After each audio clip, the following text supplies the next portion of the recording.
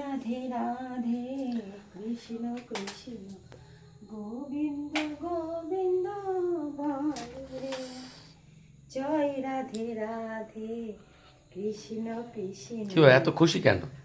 খুশি বলতে আজকে ঠাকুরে একটু নামে গেছিলাম, সৎসঙ্গে যাওয়া একদম হয়ে ওঠে না, খুব ভালো লাগে, গেলে পরে এত ভালো লাগে, বিশেষ করে গানগুলো এত সুন্দর, তো মনে লেগে যায় মনে, বিশেষ করে জয় রাধে রাধেটা।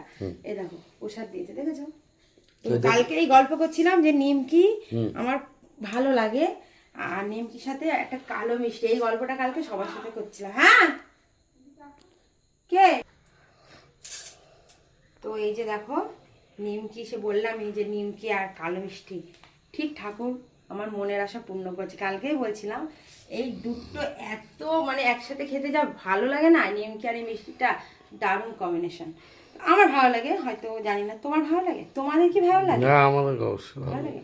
তো আমি এখন খাবো না, আগে আমার পাপাকে দেবো, তারপরে আমি খাবো, ঠিক আছে? আমার পাপা কপ কপ করে মিষ্টিগুলো খেয়ে নেবে।